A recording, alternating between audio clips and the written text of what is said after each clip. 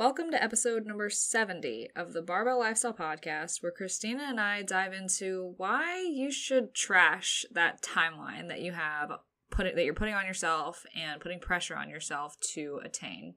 We talk all about how clients and people in general tend to put weight loss timelines on themselves, rigid deadlines, and oftentimes it can actually get in the way of our success. But we also touch on how it can help us achieve success in the right circumstances. So, as always, if you like the podcast and you want to support it, all we ask is that you share this episode with a friend, family member, or coworker who would benefit from it. One share can go a really long way and supports our mission to help as many people as possible to live a healthier, sustainable lifestyle. Finally, we would love you even more than we already do if you took the time to leave us a rating and review on iTunes. Ratings and reviews are how this podcast moves up the ranks and becomes accessible to even more people. Thanks again for listening, and we hope you enjoyed this episode number 70. Get rid of your timeline.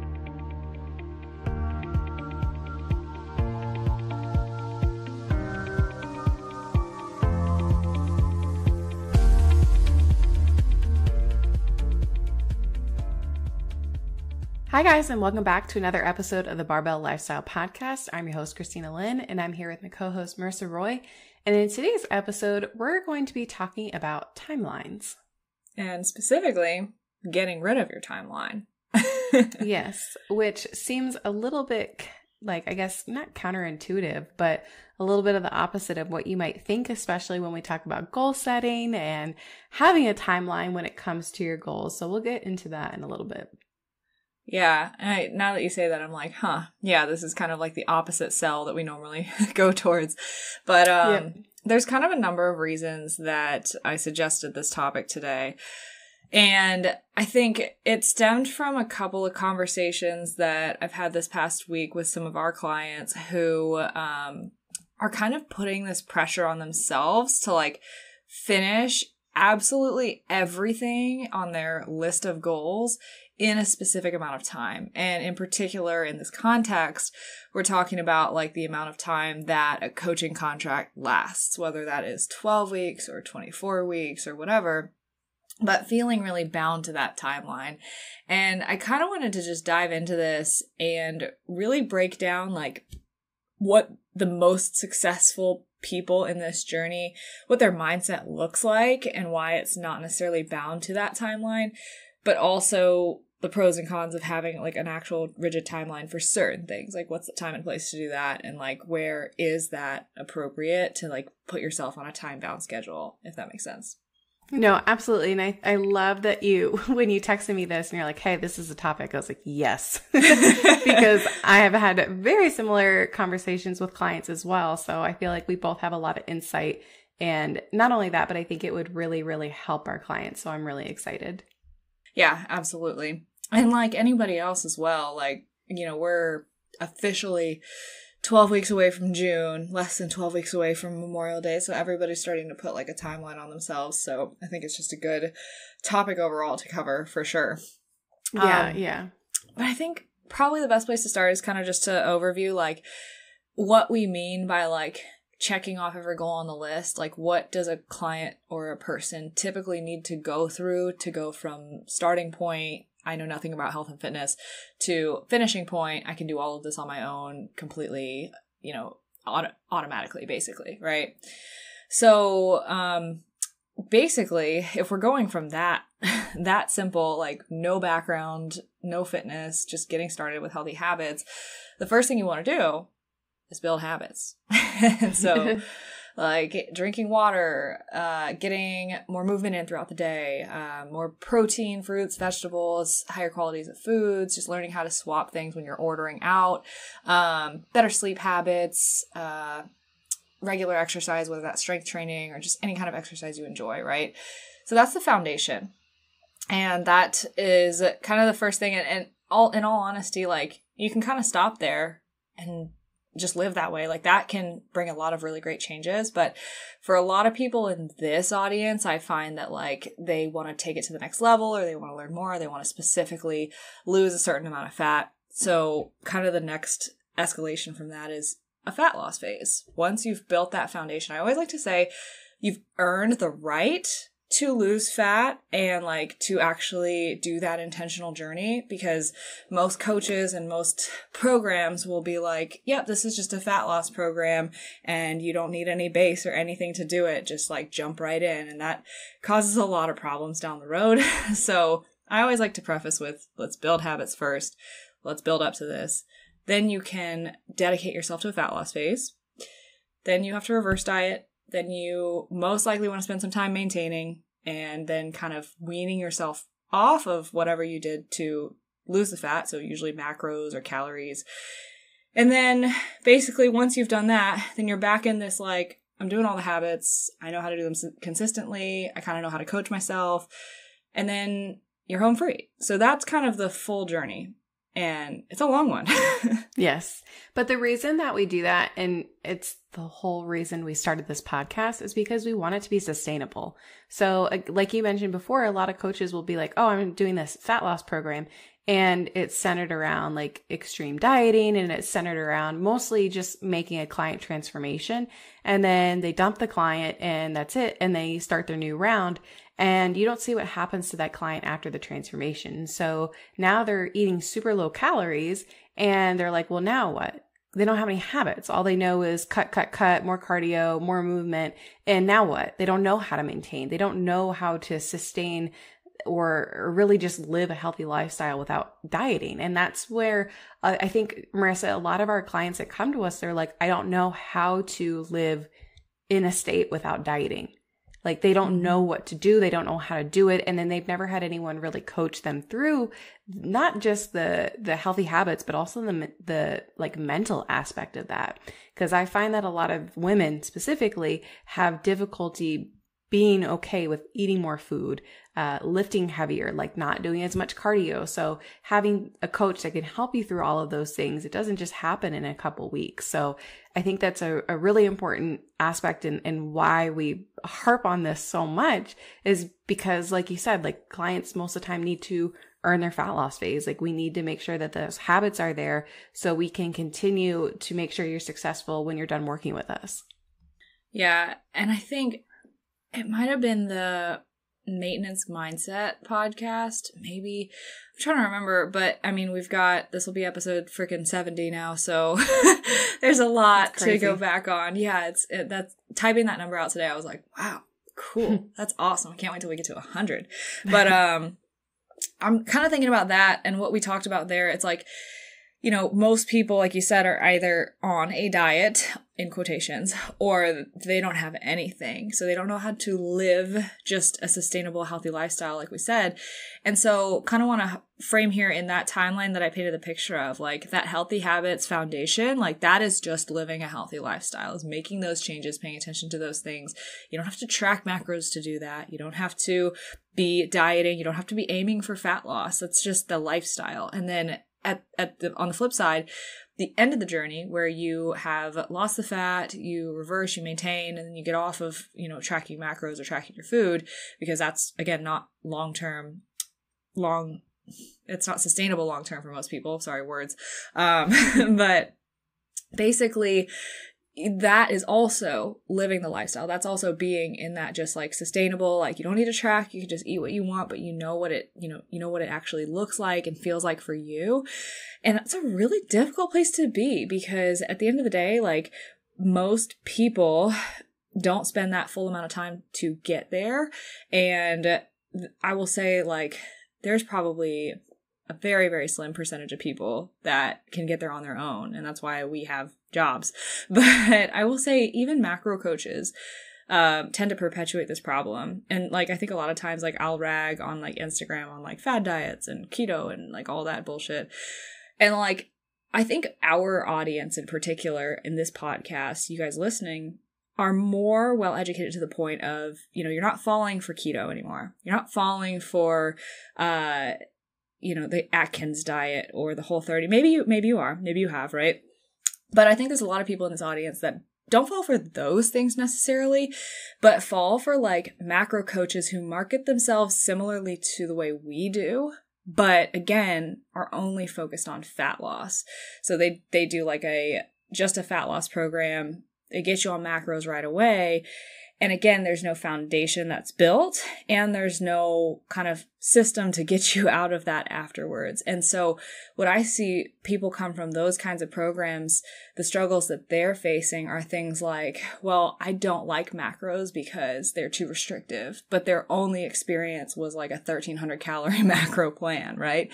And so I'm like, no, I don't think you understand. Like, eating with macros at like 2,200 calories is going to be a lot different. And so like that is a hard barrier to break too, because those people feel like they've actually done it before when really they just kind of had a crap guide going through it the wrong way. Yeah, no, totally. And I've had clients experience a lot of the same things, or it's like, oh, macros didn't work for me or whatever it might be. But it's a lot of times, like you mentioned, it's just because the foundation isn't there. So again, that's why we keep going back and back to that.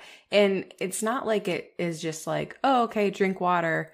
Now I know to drink water and that's going to be easy and I can just implement that. Like it's working through like, well, how do you stay on track when you're traveling or on vacation, or when you come to eating out at a restaurant? I'll have a lot of times where clients are like, well, I just didn't track because I didn't know how to. So it's like, okay, well, you and I always say this, like, we don't want you to hermit. We don't want you guys to stay at home and eat your perfectly calculated macros like all the time. We want you to be able to go out and eat and go to a restaurant or have date night, but still be able to track that accordingly. And so all of those things are just little things that coaches can help you with. And a lot, I keep going back to it, is the mindset too. So it's not just like, okay, snap your fingers. I know how to do X, Y, Z. Now I can go on to a fat loss phase. We actually just have to spend a lot of time there. And I had a client recently. She's been with me close to a year now.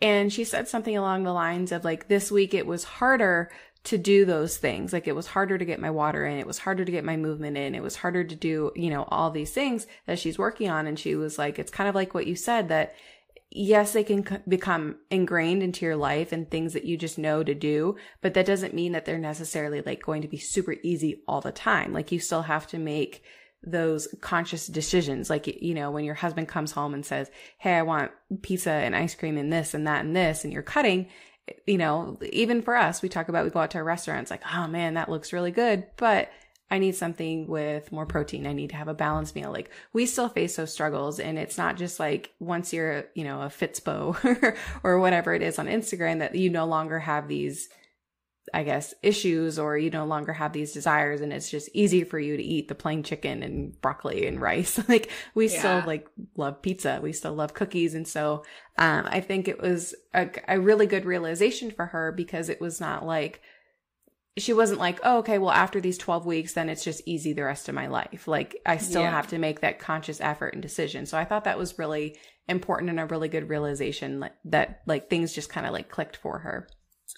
Absolutely. And I think kind of on like, we're so off talking about timeline, but like this actually applies directly. So, there's no point at which you just arrive and everything is automatic. I actually wrote something about this yesterday. I was doing like a big content day yesterday, and I was writing about like, how do you make habits like truly automatic? Coming to you on Instagram on a reel, coming soon. But in all seriousness, so I wrote about that. And there's no point at which you just wake up one day and everything's perfect and you no longer have to try. And I think we often tend to assign timelines to that point. It's like in 12 weeks, I will be at that point, or in 24 or in 52 weeks, I will be at that point where I wake up and everything is automatic all the time. But the reality of it is, the thing that grounds us down to actually being able to continue those habits on the weeks that they're easy, on the weeks that they're hard, is a couple of things. Number one, it's how have you wired your brain to work? And, we go a lot into this in the episode with Dr. Casey Joe on growth mindset and just how mindset plays a role in this. But it's kind of the whole thing of like, how does your brain work in multiple situations? And going through a bunch of different situations with a coach is really valuable. So again, kind of like just having time with a coach can be beneficial, even if like you're not doing anything crazy, you're not doing a fat loss phase, just being able to go through life with that guidance can be really, really valuable. because it's kind of like once you go through enough things, you're finally at the place where you have developed enough skills and like cognitive patterns and reframing skills where you kind of have the like, you've been taught how to fish. You're not just been given a fish with the whole teach a man how to fish phrase, right? And so then you can take what you've learned and then become more adaptable with the skills that you have in the rest of your life. But that just takes going through those things.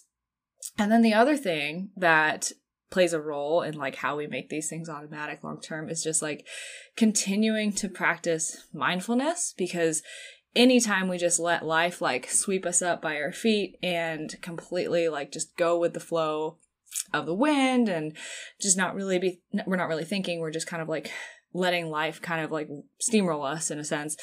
That's when we're not mindful. We're not paying attention to our day-to-day stuff. And then we let all of our fitness goals and habits slip down the drain.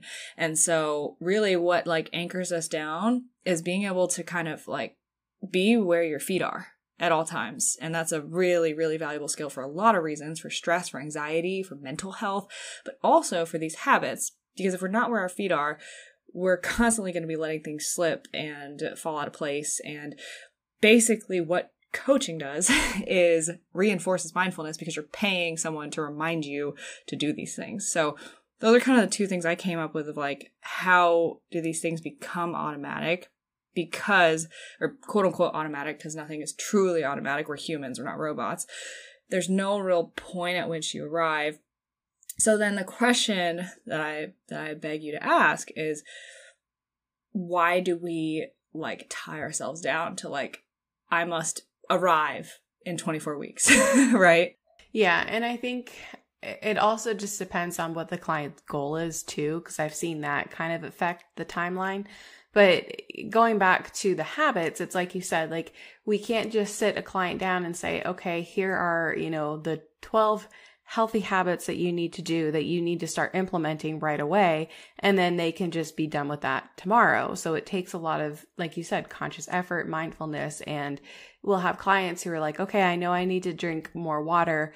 I'm having trouble. I can only drink, half a gallon, or, I'm struggling at work, or, cause I have these long commutes and I can't, use a bathroom, or I'm a teacher, I can't leave my classroom, like whatever that constraint might be, like it takes a lot of trial and error to figure out what works for that client. So it's not like we can just give these blanket statements and then just fix everything and then they're good to go after week one.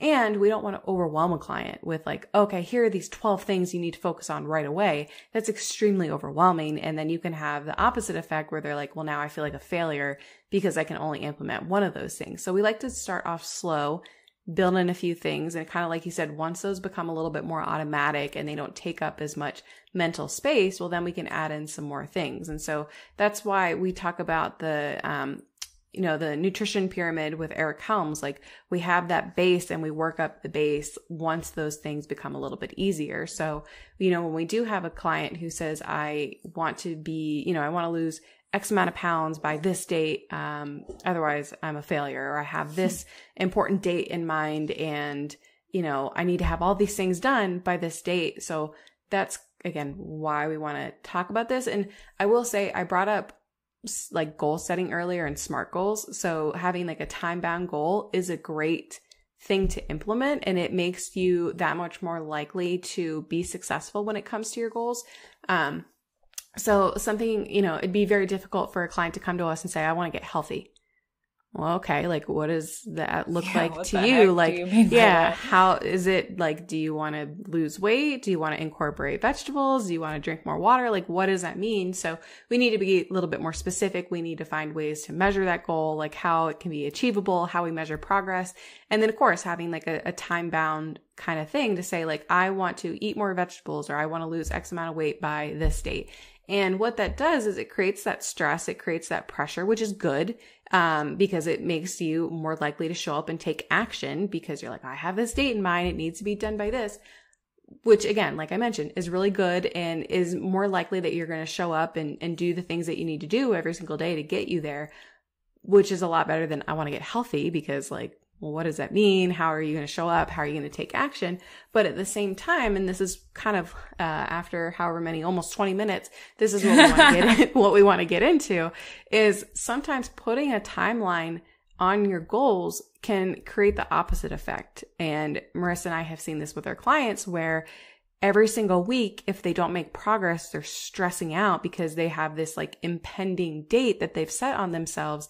And I have clients who are like, I want to be in the best shape of my life in 12 weeks or, 6 months. And while that's, a great goal, and sometimes, I feel like sometimes we don't want to like be like, hey, like this may not happen in 6 weeks or 6 months, but like we will take a lot of steps to get you there. But they create so much pressure on themselves that if they're not seeing progress, it's almost like the end of the world, and they start to feel like a failure, and maybe they start to self-sabotage, and then they get discouraged. And so all of these things can kind of compound and make things that much more worse from a client, more so if they were just a little bit more flexible with their dates, or if they didn't put so much pressure on themselves to feel like they have to complete their health and fitness journey in this little timeline bubble. Christina, my brain is going, and I have like 3 or 4 things that you made me think of. So here we go. But I think kind of the main spoiler of this episode is going to be, you want to have a timeline. It's important to set time-bound goals to create a sense of urgency and perpetuate your likelihood of success, like Christina said. But we have to have flexibility with that timeline. We have to kind of set the right expectations up front of like, this is, and here's how I like to frame it. This is our goal. This is how long it could take if like literally everything went perfectly. Like if there were no problems with like picking up on a learning curve, you did everything according to schedule, your body responded well, like blah, blah, blah. And then here's an extra X amount of time for error because that's going to happen. So, it's not going to be perfect. We're going to make mistakes. We're going to like have days off. We're going to have our body kind of fight us. Maybe like with our life circumstances, we're just under a lot of stress. So our body's resisting. Lots of different circumstances there. And then it's like, we still want to be flexible beyond that. But it's like, at that point, the timeline's getting kind of long. The client's getting kind of frustrated because they're at the beginning of their journey. They're like, what the heck? This is not what I signed up for, right? So we obviously want to create a little bit of pressure to stimulate that action taking up front. And we want everything to go as good as possible. But we have to also be prepared and expect for things to not go as planned and understand that that's okay.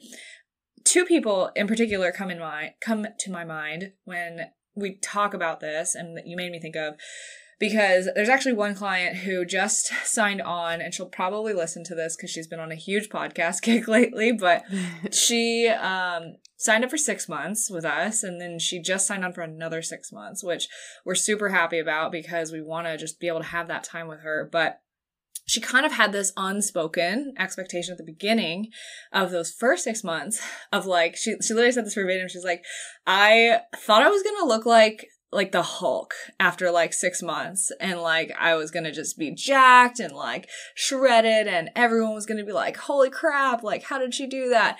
Like, cause when you think about 6 months, you're like, wow, that's a long time. But then when you actually go week by week, it's like, nope, that flies by. And like, you feel like you can barely get anything done.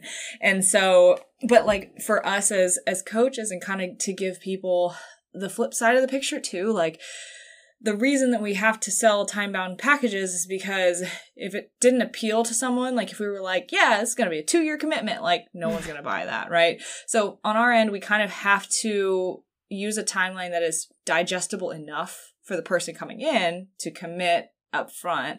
And then hopefully we get to that realization of like, this is actually a longer journey. We'd love to be on it with you for a while, but that's up to the client, right? And so I think a lot of that comes down to expectation setting.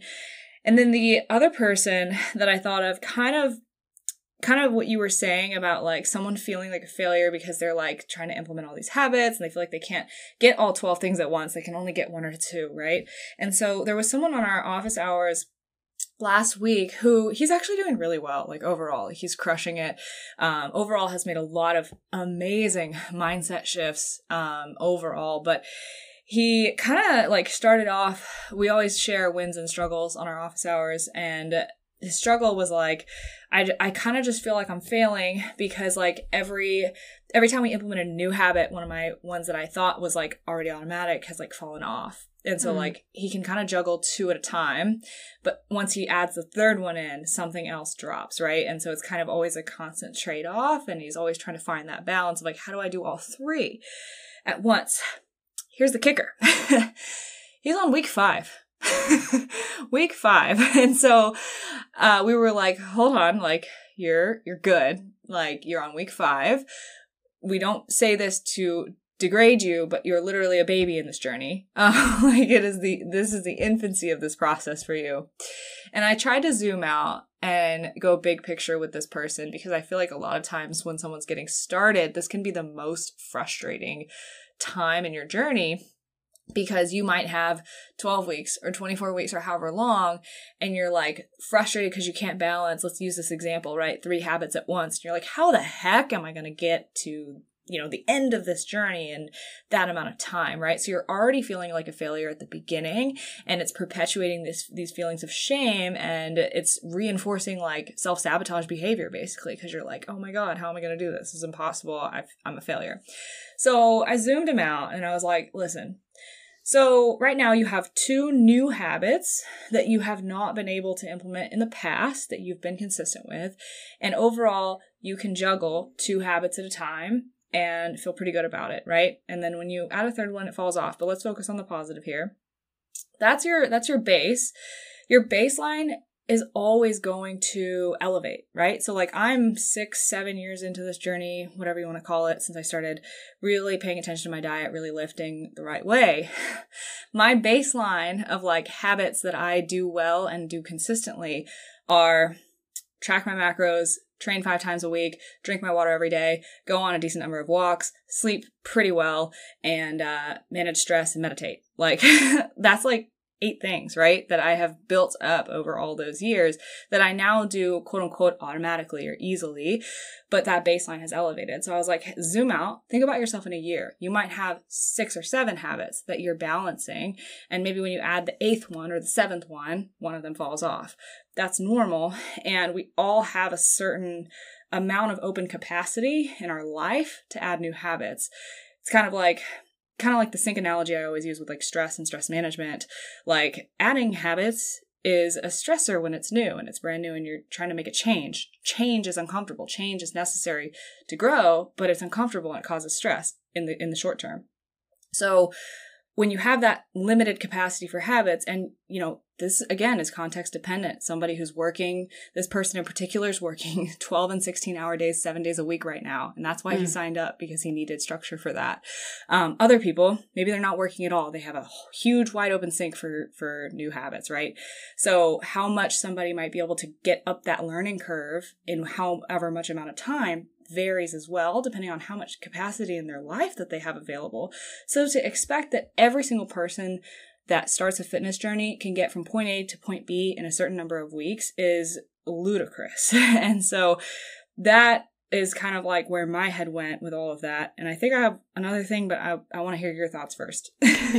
No, I love that. And while we were talking about it, I went back to the sink analogy. But the other thing too is like, we always talk about the dial, like turning up the dial. And so when we talk about like, going to a fat loss phase, like we need to take those habits and we need to be able to turn them up. And so if our habits are at like, I don't know, on a scale of 1 to 10, if they're at like a 5, it's going to be hard to turn up the dial if we don't know what like a 10 might look like, or like a 9 or a 10. So that's kind of where my mind went. But also like if you are always turned up and you're always at a 10, you're always like, you have to drink your, 1 gallon of water, you have to get 8 hours of sleep, you have to hit your macros at 100%. Like you can't, what's the word I'm looking for? You can't run at that level for a long period of time. So like you said, kind of learning to be flexible and like kind of like what you can kind of get away with and what's kind of just be your normal, like your everyday. So like you talk about tracking macros, like that's very, it comes very easy to you. But at the same time, like, it's not like you have to be hitting your numbers like 100% every single day. Like, you have a little bit of leeway here and there. Like, if you get, 7/8 of a gallon or something like that, like, it's not the end of the world. It's just kind of like those habits. And same thing with steps. Like, maybe you reach for 10,000, but you only got 9, whatever it might be. I think that that's really important too, is that we're not asking our clients to be 100% perfect every single day, but they know kind of what it's like to be there. So when we are in a fat loss phase, like, we can kind of turn it up a notch, but that's why we go back to maintenance, because we can't hang out in this like fat loss, or we can't hang out in this extreme stage for too long a time. And that goes for us. It goes for coaches. Like, there are times where we need to take a break from tracking macros, or there are times where we just need to like relax for a little bit and then we can get back on. It's not like we can constantly have this dial turned up. And I would say too, like, when we talk about contest prep, like, your dial is turned up to the max. So other areas of your life start to kind of fall back because you don't have the capacity to do everything all at once at 100%. So I think that that's really important too, is like, when you are just starting out, like, it's okay if you can only take a few things and like not have, or I don't know, maybe you do experience like being at 100% with those things and you incorporate some other things and then maybe those fall back to like 80. I don't know if I'm really making any sense, but, I just think it's really important to kind of like be able to juggle everything and know what it's like to just kind of have like a happy medium with everything. Yeah, no, that makes perfect sense. And something that I've actually seen this happen a couple times, swing the other way, because like you said, when your dial, and like, for context for anyone who's like, what the fuck are you talking about with a dial and a sink? Like, basically, yeah. Like, how much the dial is, how much effort are we putting into our fitness journey, or like, at any given point in time. A 10 out of 10 is like, you're doing Whole30, all the rules apply, and you're 100% perfect, right? 0 out of 10 is you're not doing jack shit. So with that context now drawn in, I've seen it being like, so we use that analogy, we explain to a client, we're like, yeah, we're going to find your happy medium. But because they're so conditioned to going from 0 to 100 to 0 to 100 back and forth, when we give them something that's not extreme, they're almost less motivated to do it. And then it leads to like struggling more with that protocol than actually like, than they should, because it's technically easier. But it ends up, in the context of this discussion, delaying the timeline because they're struggling with like actually figuring out that happy medium. So that's one way that like mindset can get in the way. And another way that this fits in perfectly is I've actually seen like people's pride like get in the way of their timeline, in the sense that somebody who maybe thinks that they're more advanced than they are, maybe they've done a couple of macro programs, they've tracked here and there, but like they, like, usually when I get someone like that and they are struggling, they tend to think that they're more consistent than they are. And that's nothing on them, but it's like they've done it before. So in their head, they're like, I'm an expert at this already. I already know everything. Right. And so then what happens is like, if we try to, let's say we bring this person in and we're like, okay, let's get consistent with the basic habits. And they're like, no, I want to do fat loss. No, I want to do fat loss. I'm like, you're not ready. They take more kind of, not offense to that, but it's just like, no, I think I am. But then we're like having this back and forth when really we should just be moving forward. So it's like someone's pride feeling like they're a step ahead of where they should be sometimes means they jump too far too fast and actually end up spinning their wheels for longer rather than making progress. So I've seen a number of different like mental barriers and mental blocks with like perceived effort and pride and kind of like perceived level of advancedness get in the way of this timeline that we're talking about, this arbitrary timeline, progress at the speed that it should, but actually go slower. So that's like kind of something interesting that I thought kind of fit in there too. And I think, and we've talked about this before when it comes to fat loss, but a lot of times clients will start a fat loss phase and maybe things are going well, but they're not seeing things go as fast as they would like. And so because they have this expectation of what a fat loss phase will look like, even if they're making progress, they're not happy with it because they think that things should be going a little bit quicker. And so we've talked about this before, like because I'm 3 weeks postpartum, that some people have this unrealistic expectation of how quickly they should quote unquote bounce back. Or, like I'm not pregnant anymore, so I shouldn't look pregnant. And so I always think like, okay, like if I'm having a bad body image day, I'm like, okay, it took me 9 months to do this. Like it took me 9 months to grow human, 9 months to put on 50 plus pounds. It's not going to take me 3 weeks and I'm going to look the same, or I'm going to look normal. All of it's going to just be back to normal. So I think, when it comes to fat loss, we need to say like, okay, well, how long did it take you to get to where you are now as far as like putting on weight and all your unhealthy habits? Like we can't just enter like a 8-week fat loss phase and boom, like you said, you're shredded Hulk. Like, like it's going to take a little bit of time. And so, and then basically what you're saying is like zoom out and look at it big picture. It's like, okay, well, let's compare your pictures. Like, like you have lost weight, you have changed your body composition, like you've lost 4 pounds in 4 weeks. And like, that's great. That's amazing. But you thought that you'd be 8 pounds lighter, or you thought you'd have more definition. So you're unhappy with your progress. So having that timeline, if you're like, oh crap, we only have 12 weeks to diet, I've only made this much progress. Like you start to, again, like not be happy with the progress that you've made. So I think it's really important. And I have a client where someone you just reminded me of, where they were struggling with their current habits and they were not completing all their cardio. They weren't completing all their workouts. They were still making progress, but it just wasn't the progress that they expected or wanted. And then they were like, well, I want to do a fat loss phase. And so we were very realistic with that client. We sat down and said, hey, you're already super stressed. You're already having trouble hitting protocols. This is what it's going to look like to enter a fat loss phase. I don't, do you think that would be conducive to where you are right now in your life? And they're like, no. I'm like, okay. So we had that established. And then like a couple weeks later, they're like, I want to do a fat loss phase. I'm like, okay. And then it got to the point where they're not doing anything anymore, that they stopped tracking because they're very overwhelmed. And it's kind of like one of those things. It's like, if you have this really, really rigid timeline, that it can kind of like almost warp your, like the logical side of your brain, where you're like, I hear you. I hear that this is not going to be good for me. I hear that, XYZ. However, like I still want to do it. Like I still want to see fat loss. I still want to see the scale move. Like I still want to do this. So sometimes I feel like the timeline can like really mess with your head. And it's like, it almost like doesn't allow you to see the logical side of things. Well, it's like, I want to do this thing. I hear why I can't. But because there's only, let's say 12 weeks left on my timeline, like, then I'm just going to give up on it altogether because, like, there's no time left to do X, Y, and Z that you've talked about. So what's the freaking point? When in reality, the coach is looking at it as, like, we have unlimited time. Like, we can continually, like, work together. That's fine. Like, right? We're always looking at it of, like, we're going to work with you until we get you on your feet perfectly to go on your own. But the client kind of looks at it as like, I'm bound to this timeline, or my wedding's on this day, or yada, yada. And we don't see that journey as infinite. We see it as finite.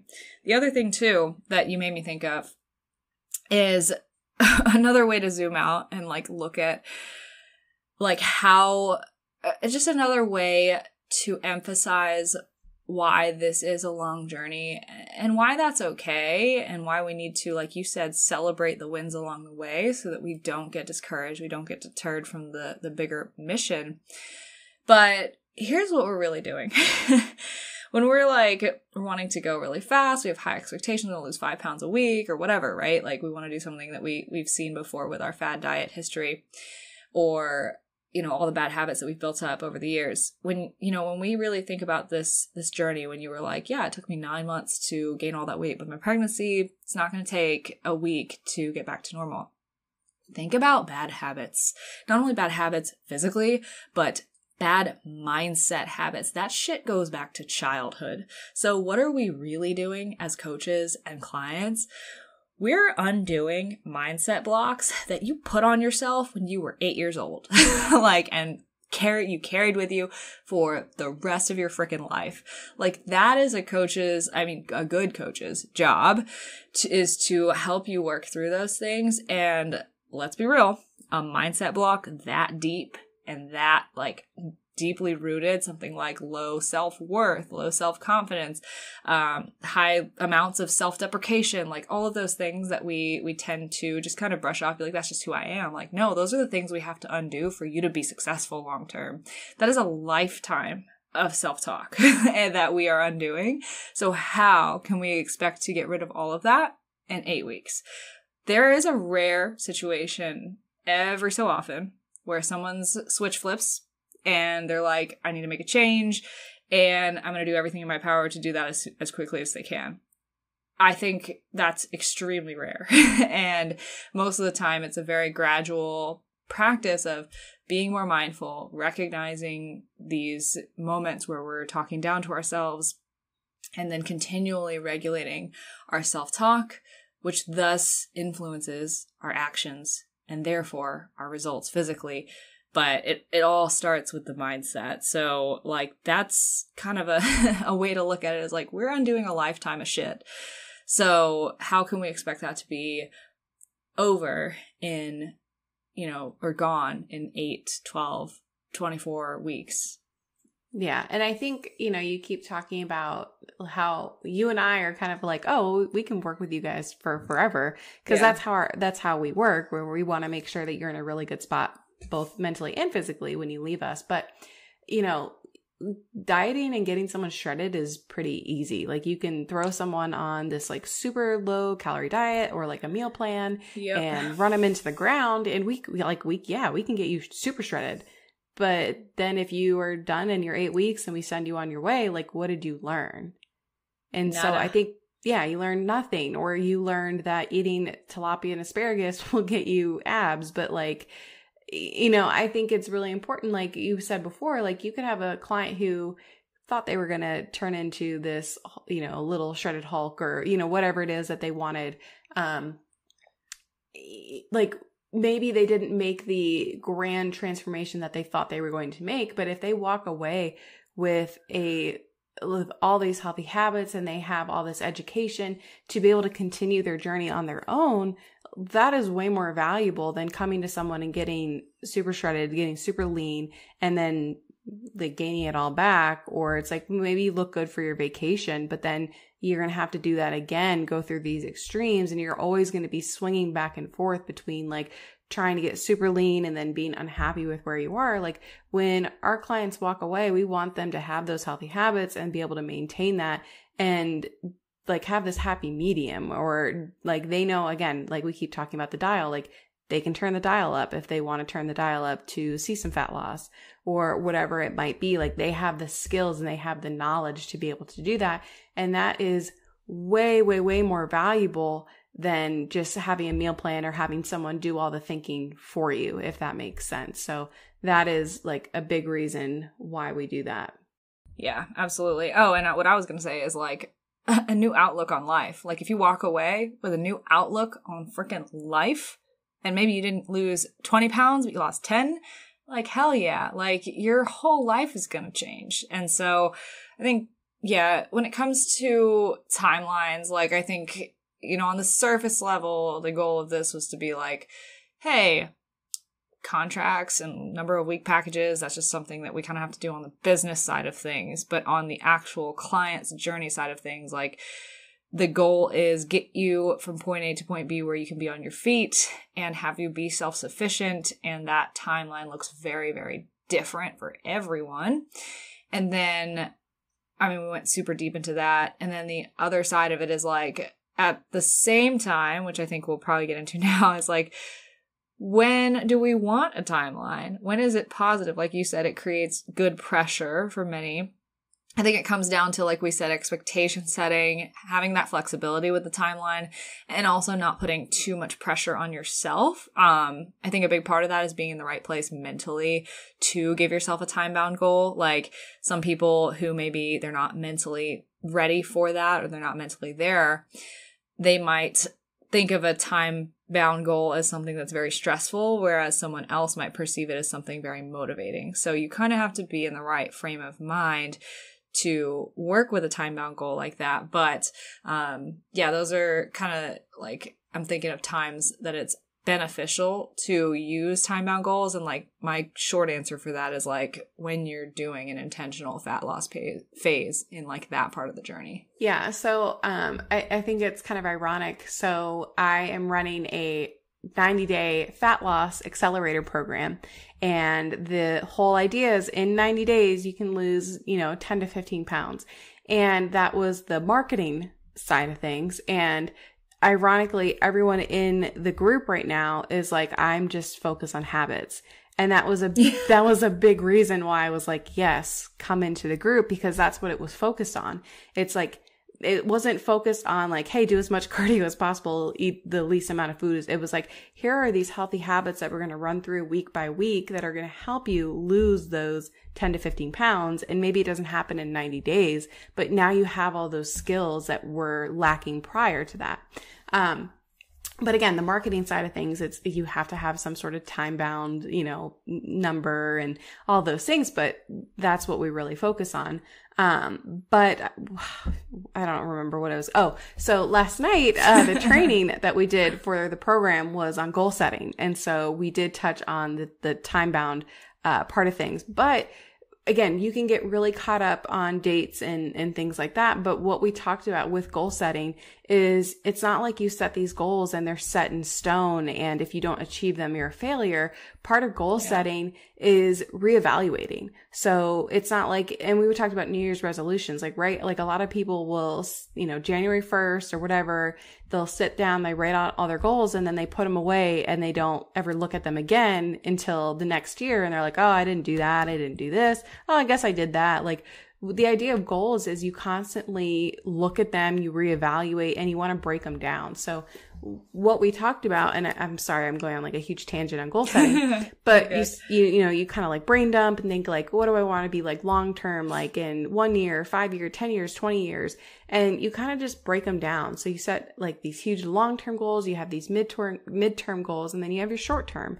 And so that's kind of like, hey, what do I need to do every single day, every single week, every single month that's going to get me closer and closer and closer. But then at what point are we going to reevaluate? And that's one of the things that's really great about having a coach that can remind you of your goals and talk to you about your goals. And if you need to kind of reevaluate or restart some and say, hey, like you're going through a lot right now. Like, I don't think that this might be that realistic for you in the next couple months. Like, how about we readjust, or like, let's maintain, or let's just work on these habits before we do X, Y, Z. And not only like that, it's not like, oh, I'm a failure, I didn't reach my goal. It's like, hey, I just needed to adjust some things and I'm still going to do it, but I'm going to get there in a way that I can like live comfortably, not hate myself. And so we talk about that with like dieting. Like, we're not going to make you eat salads for every single meal. Like, we want you to do it in a way that you can enjoy it and still kind of mess up from time to time. But I think it's really important that like the time bound aspect, but again, like we keep talking about, is that flexibility. Like, that is so important. Just because you didn't reach your goal doesn't make you a failure. And if you do reach it by that date, then that's awesome. Like, let's set another goal, but really having that flexibility and not having that like self-sabotage or like, well, I'm not going to reach my goal, so I might as well do X, Y, Z. So I really like, I want to keep like underline, bold, like flexible.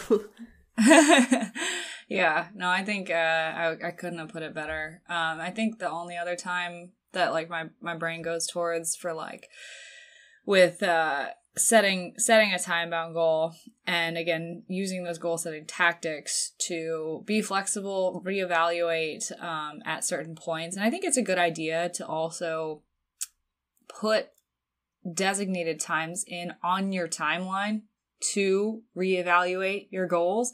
That's something that we do with our clients, especially like our 90-day ones or our 12-week ones. We have kind of a checkpoint at week 4 and week 8 to be like, hey, like, how are we doing with these? And like, what needs to change? Like, are we on the same page with our timeline here? And just kind of checking in on that, especially because 12 weeks is such a short amount of time. Yeah, but so short. Yeah. And, but I like what you said and how you built out that 90-day thing, because, the one thing I'm going to say about the marketing is it's a tricky game to play as a business owner. Mm-hmm. And because you have to strike the balance between what's going to catch enough people's eyes that you actually get interested and get the opportunity to help people, but also not do something that's so out of line with your values because it's so clickbaity. And that's a very hard balance to strike, because there's people out there marketing, you can lose 50 pounds in 28 days with the whatever new approach or supplement, right? And so we're selling the non-sexy, non-outrageous claim, but we have to make it sexy enough. And sometimes it feels like, oh no, am I stepping out of line here? But at the end of the day, our intention is have the opportunity to help people on that first conversation. We're going to tell it like it is. Like, this is actually what we're focusing on. And if you're in for that game, then let's do this, right? And so I personally have thought a lot about that, especially lately, because it's just such a tricky balance to strike. But, I think a downside of that, and this relates to this conversation because kind of the expectations that are set on the marketing side sometimes can trickle into the client's expectations once they're in the program. Now, the goal is we communicate enough that like those expectations are reset so that we're not thinking that we're going to do something crazy in 90 days. But every now and again, it trickles in, like bleeds in. And I'm like, oh no, like we need to have a chat here, because like clearly these were not set appropriately. And that's on us, and making sure that everybody's on the same page moving forward, because it can be a really awesome, magical, transformative journey when everyone's on the same page. But when it's not, it can be a big communication disaster. Yes. Yeah. So having those expectations and then constantly reevaluating and kind of checking in is super important. And again, whether you're working with a coach or you're doing something yourself, just being able to like self-analyze and check in with yourself. So I think there are a lot of positives that come from having a timeline. Like we talk about fat loss, like it motivates you to get things done. And like we've talked about before, we don't like to have extended periods of fat loss, because we need to kind of like get in and get out, because we don't want to spend a lot of time in a deficit, a lot of time creating additional stressors on your body, on your mind. And we like to continue to either maintain or build muscle that's going to be a lot more productive in the long run. So when it comes to fat loss phases, and this is kind of something that I'll tell my clients too, is like, hey, we need to turn the dial up. Like we need to get a little bit more, we need to be more intentful with our goals and with our actions. And, we need to make sure that food and nutrition is a little closer together.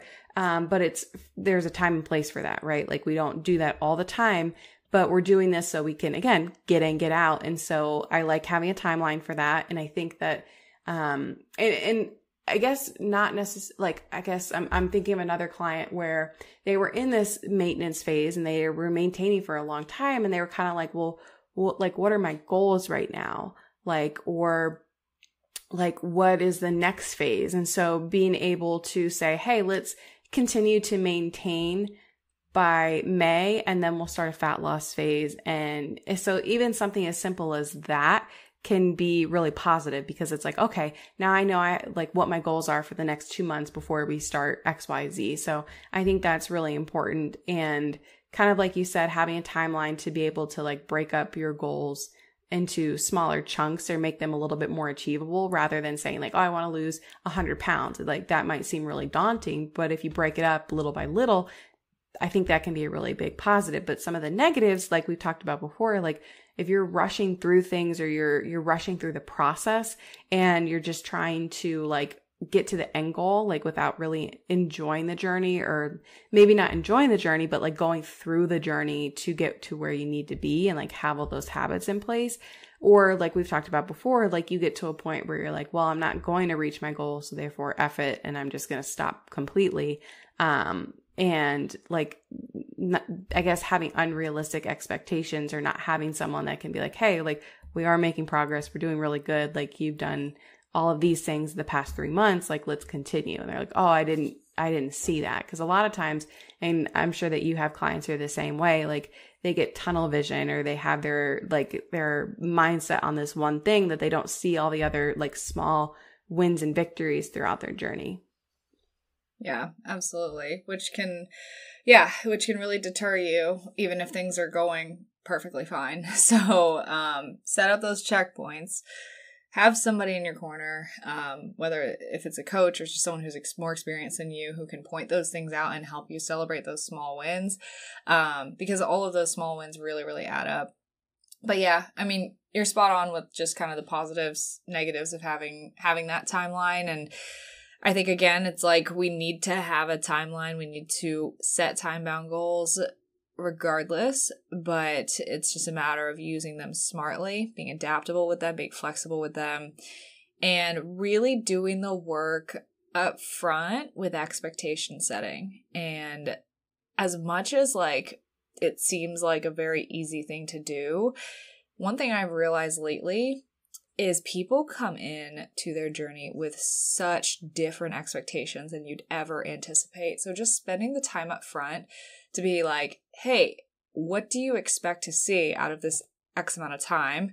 And like really helping them work through that can be very, very valuable as a coach, as a client, as somebody who maybe doesn't know because all you've done is an extreme thing where you've lost 5 pounds a week. Like, so people can be coming from a billion different directions. So really, I think a big part of this is just on the mindset side of things, expectation setting, reevaluating expectations, reevaluating progress, and continuing to mold as you go rather than having a rigid timeline and feeling like that is your end all be all. Yeah. And I have got 2 more, if I can remember, before we close out.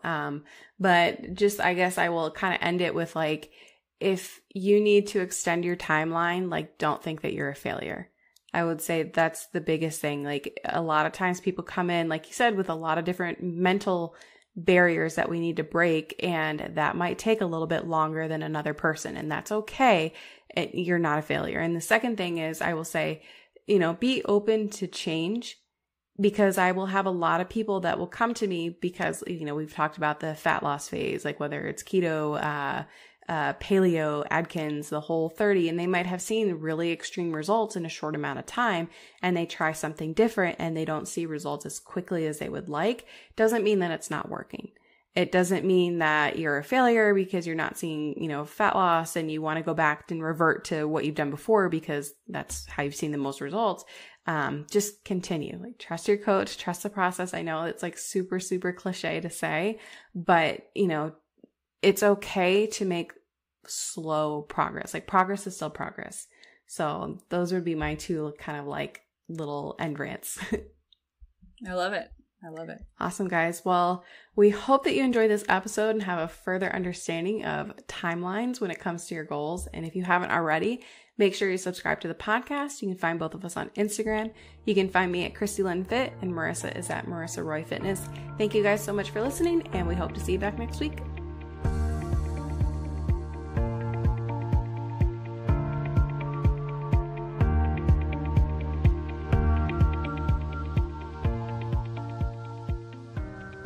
Thank you so much for listening to the Barbell Lifestyle Podcast, and we hope you enjoyed this episode and learned something from it. Please remember that Christina and I are not medical professionals, so if you're going to make any changes to your exercise or nutrition routines, please consult with your doctor or medical team first. Finally, we would love you even more than we already do if you took the time to leave us a rating and review on iTunes. Ratings and reviews are how this podcast moves up the ranks and becomes accessible to even more people. Thanks again for listening, and we'll see you next Tuesday here at the Barbell Lifestyle Podcast.